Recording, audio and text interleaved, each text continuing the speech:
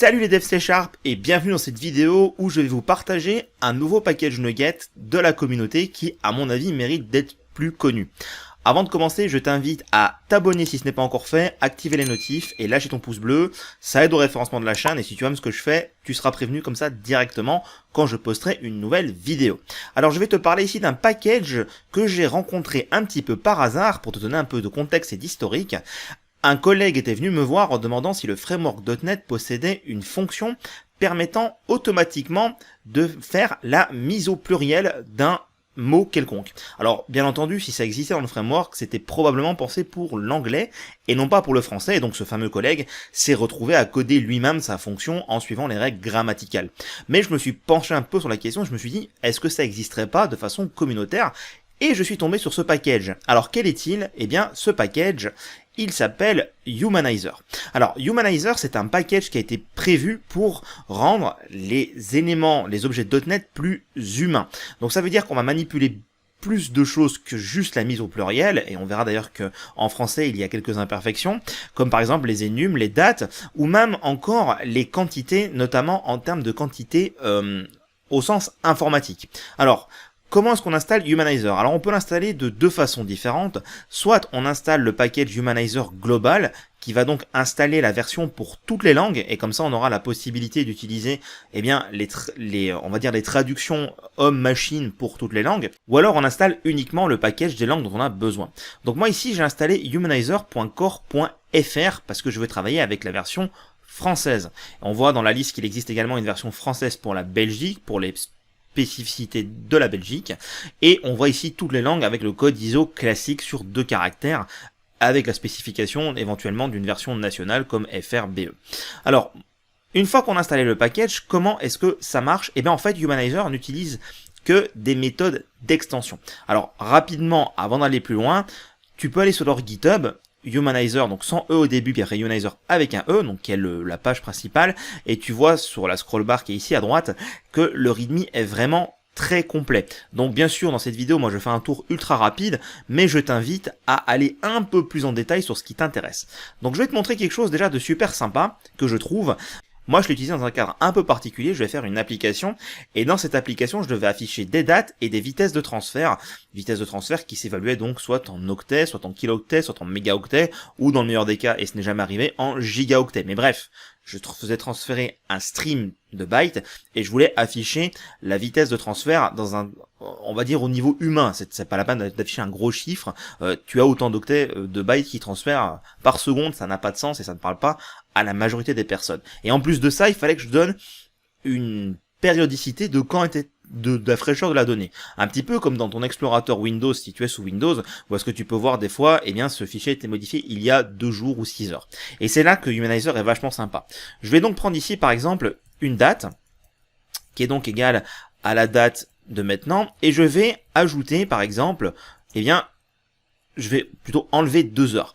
Eh bien, si j'affiche cette date sur la console, comme ceci, de base, on va dire en .NET classique, ça va m'afficher la date avec en mode date avec l'heure, comme ceci, comme on le voit, voilà, 7h58, 24h03.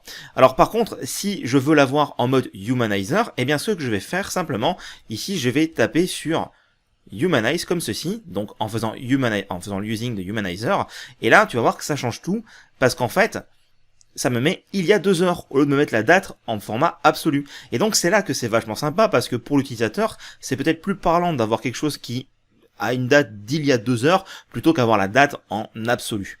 Donc ça c'est vachement sympa, et donc bah ça gère beaucoup de cas différents. Encore une fois, je te renvoie vers la doc ici, si tu vas vers sur les dates, tu vas trouver énormément de choses.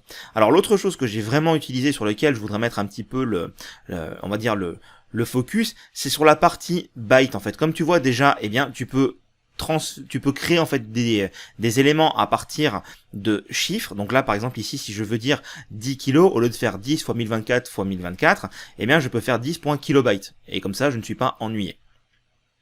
Et bien sûr, ce qui est très sympa, c'est qu'on gère ici les opérateurs, comme tu peux le voir à l'écran, et aussi tu vas pouvoir humaniser en fait certaines valeurs. Donc imagine, tu fais ceci en termes de calcul, et après tu appuies sur Humanize et ça te donne quelque chose de totalement lisible à l'œil nu par l'humain. Donc moi je trouve ça vachement sympa. Alors pour le truc que mon collègue m'avait fait découvrir ce package et que j'ai fait donc un essai, eh bien j'ai essayé par exemple de faire comme ceci un essai. Donc j'ai dit table et je vais écrire sur la console tab.pluralize, donc qui permet de mettre la version au pluriel. Donc pluralize prend également un booléen pour savoir est-ce que ce qui est en input est déjà singulier et par défaut c'est true, ce qui veut dire qu'en fait le package ne va pas essayer de détecter si ton mot est déjà au pluriel pour être un peu plus performant. Et donc si on le lance, eh bien on voit qu'on a table avec un S. Bon, je vais dire, c'est un petit peu la règle par défaut en français de rajouter un S. Mais imaginons par exemple ici que je veux tableau. Est-ce que il sait le gérer? Donc en fait, c'est à partir de là que je me suis posé la question. Et si tu lances ça, eh bien, le truc, c'est que ici, alors évidemment, j'aurais peut-être dû utiliser directement tableau, ça aurait été un peu plus pratique en soi. Et donc c'est à partir d'ici en fait que tu vois qu'il y a une faiblesse, c'est que la règle implémentée dans le package Humanizer de Pluralize par défaut rajoute uniquement un S. Et donc, alors que mon collègue cherchait quelque chose qui permet d'être exhaustif sur la totalité des mots et les règles grammaticales en français, et si tu as fait du français à l'école, tu sais qu'il y en a quand même beaucoup, par exemple tableau ici devrait prendre un X et non pas un S, entre autres, eh bien, on a été un peu déçu en fait de cette méthode de pluralisation qui se contente de mettre un S, et donc son algorithme faisait tout à fait sens. Mais alors là tu te poses la question, ok, mais moi par exemple mon besoin c'est de mettre au pluriel, donc je suis bloqué en fait, je vais devoir faire un algorithme à la main. Et bien en fait, ça dépend un petit peu de ton besoin. Si tu as besoin de quelque chose qui doit convertir chaque mot au pluriel, et bien effectivement il te faudra un algorithme qui implémente chacune des règles grammaticales de la mise au pluriel en français. Par contre, si tu as que quelques mots qui sont, on va dire, des exceptions par rapport à la règle qui est de rajouter un S, et bien tu vas pouvoir le faire et le rajouter, comme par exemple ici je vais utiliser vocabularise, donc qui est dans le Using Humanizer Inflection, et je vais pouvoir personnaliser, grâce à Default, je vais pouvoir rajouter en fait des éléments. Par exemple, je peux rajouter une façon dont on met quelque chose au pluriel avec un cas particulier. Mais en fait, comme tu le vois, il y a également singular, ce qui veut dire qu'en fait ici, si j'ai tableau comme ceci, et que je fais sur la console tableau.singularize comme cela, je vais mettre ça en commentaire pour l'instant, eh bien c'est censé me mettre le mot au singulier, et donc comme tu le vois ici, ça ne marche pas parce qu'il a détecté qu'à la fin il n'y avait pas de S, donc pour lui c'était pas mis au singulier. Donc en fait ce qu'il faut faire dans ces cas-là, c'est dire simplement à Humanizer, eh bien en fait je veux rajouter quelque chose d'irrégulier, et donc au singulier ça s'écrira tableau, comme ceci, au pluriel ça s'écrira tableau, comme cela. Et donc en fait, en faisant ceci, si je lance cette fois-ci, eh bien tu vois que tableau est bien mis au pluriel et mis au singulier. Et donc en fait il te faut ajouter tes propres règles par rapport à tes propres mots en quelque sorte de ton application pour gérer les irréguliers.